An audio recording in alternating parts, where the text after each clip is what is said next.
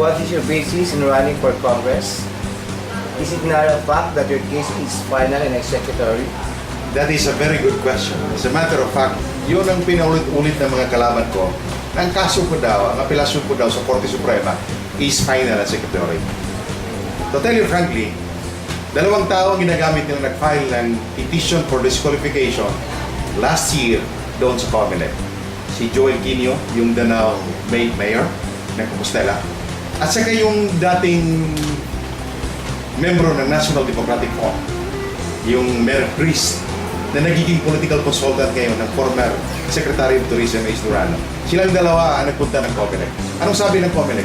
Walang basis. Ang contention daw nila, ang kaso ko is final and executory. Yun ang sinabi ni Justice Gregory Ong sa Digang Bayan, at saka kini-question ko, kini-contest ko doon sa Korte Suprema. Hanggang ngayon, that question remains unresolved.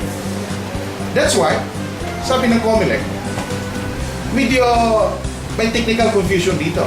Because September 15, 2003, merong resolution ng Korte Suprema na nagsabi, noted without action ang urgent motion ko for reconsideration. Pag sinasabi ng noted without action, meaning bukas pa yun. That's why, may application for candidacy in the congressional seat of the 5th District of Cebu. Exactly. I am officially the candidate for Congress in the 5th District of Cebu. It's ridiculous. They keep on telling our people na finally executory na yun. At saka dagdagan pa na mabubulok yung sa kulungan. Paano mabubulok ang isang tao na hindi pa tapos ang boxing? Hindi pa tapos ang laban. It's still open. It is not yet final executory. The fact that I am a candidate for Congress in the 5th District of Cebu, that is sufficient enough. That is a prima facie that my case is not final and executory. How did you campaign when you are inside Muntinlupa? What are your chances of winning? Well, I have to be honest with you. Traditionally, yes. Mahirap yung wala ka doon sa distrito mo. Pero with the advent of modern technology right now, especially the social media, you can maximize your presence through the computer, through the internet. And I'm very happy to tell you, maski nandito ko sa loob ng kulungan, my political organization under Free Quinto is still very, very much alive. As a matter of fact, sa 10 bayan at sa isang city doon sa 5th District, may kandidato ako lahat. Sila nagpatakbo sa akin. At ang nagiging campaign manager ko ngayon, ang common law wife ko na si Maria Rosela Pia Villaneda. Of course, my brother Mayor in Compostela, Cebu, Mayor Gilbert Wagas, is actively campaigning for me in the entire 5th District. So, as to the question, what are my chances of winning? Ito ang basic fact ng politika. Hindi si Gilbert Wagas lang ang bumunto doon sa presento. 80 taong bayan. Bakit nagawa ni Antonio Trillanes? Bakit nagawa ni Halusos dito sa Muntinlupa? Bakit successful si Ong Soki sa Borma? And in 1984, I remember when I was still a student, I visited Aquilino Pimentel Jr. in Camp Gururo in Cebu. He was retained when he ran for Member of Parliament and he won overwhelmingly. Ito lang masasabi ko by history. You cannot underestimate the power of the people. You cannot underestimate, above all, the power of God. Because the voice of the people is the voice of God. What is your legislative agenda? Well, nung una, ang legislative agenda ko, hanggang sa 5th District of Cebu lang. Kasi yun lang ang nakikita ko. Gusto ko mangyayari ang Liloan at saka Compostela na matawag na ito ng service center. Kung anong kailangan nilang mga manpower doon sa Metro Cebu, galing i-train sa Compostela at saka Liloan, yung dalawang bayan. And gusto ka sana magkaroon siya parang university ba? Ang mga magagandang malalaking university doon sa Liloan, Compostela. And then from Danao to Bourbon, Danao, Carmen, Katmon, and then Sugod at Bourbon, magiging agro-industrial center siya. Ang gusto ko mangyari, pag mayroong isang agro-industrial zone, less intervention from the national government. Kasi anong nangyari sa atin? Maraming intervention sa national line agencies. So, magiging prosperous sa isang area tungkol doon sa agriculture at saka mga industries kung less intervention from the national government. And you know, a separate island of Camotes is composed of 4 towns. If you visited that island, it's beautiful than Boracay and Palawan. Ang tanong ko lang, bakit na-develop ang Palawan? Bakit maganda ang Boracay? Bakit hindi ang Camotes? This is the answer to that very old question. Ang problema sa kamotes, aside from the leadership, yung tinatawag na private ownership.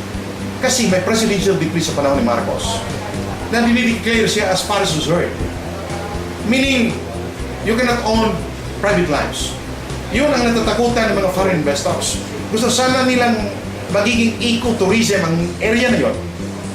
Pero because of the presidential decree, they are tied sa batas na magkaroon ng may-ari sila ng private ownership. Ang gawin ko, mag-create ng isang batas na magiging economic tourism authority doon sa Camotes Island para magiging legitimate ang pag-acquire nila sa mga property. Alam mo, ang mga foreigners, the security of their investment is the primordial concern. Now, ngayon nakulong ako dito sa Muntinlupa. Nako, ang dami kong nakikita.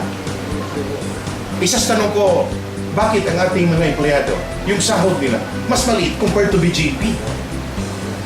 And then yung binasa ko yung Buchan Modernization, sabi ko, bakit matagal ito? Hanggang ngayon, hindi pa nagiging batas, still pending in the Senate.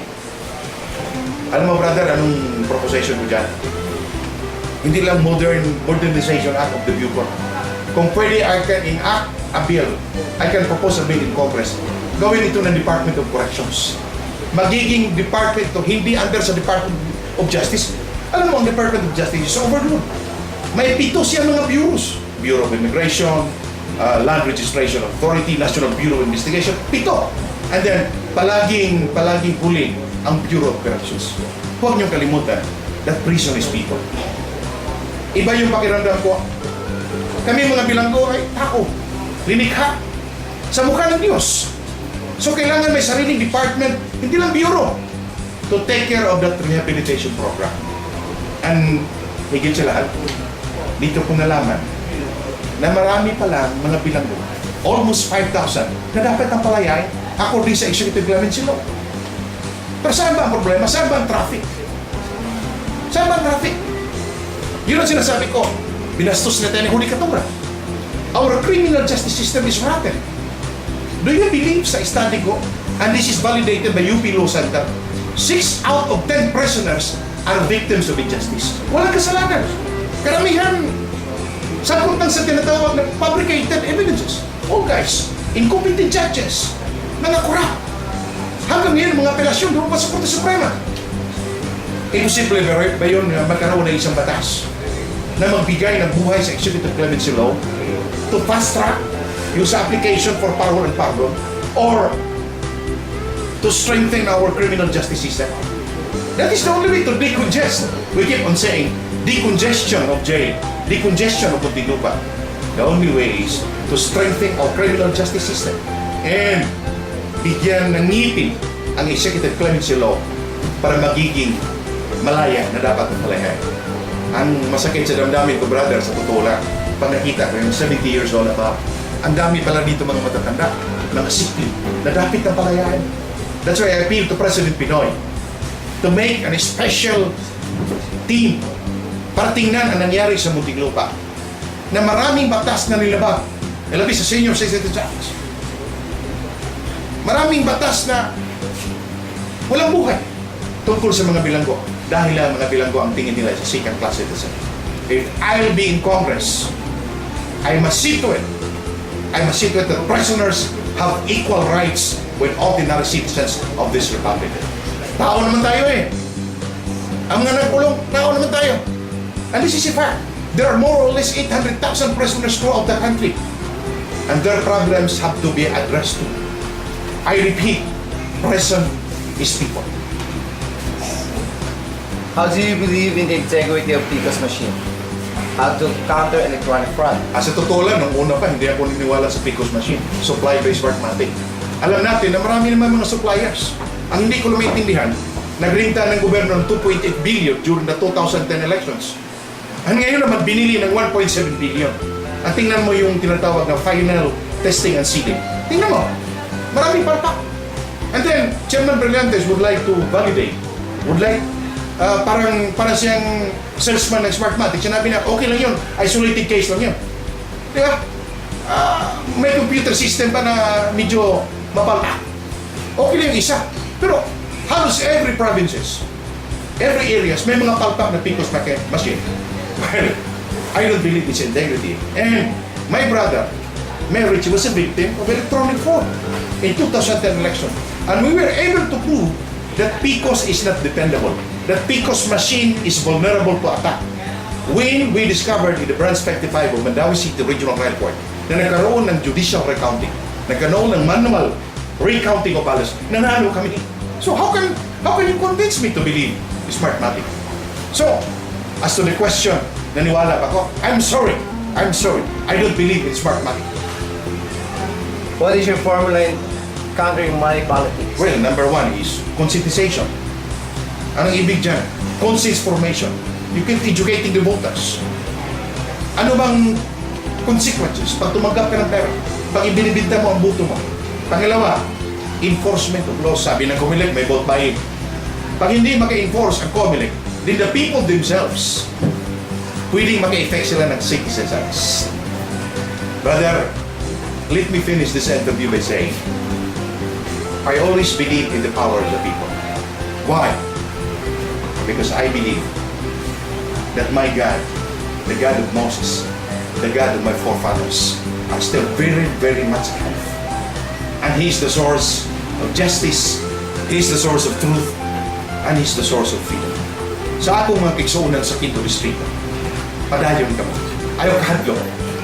Bantayi ang PCOS nga makina. Ilabi na ang safeguards ka ng gamay kayo. Kaya ilang ipaslak diya sa PCOS nga makina.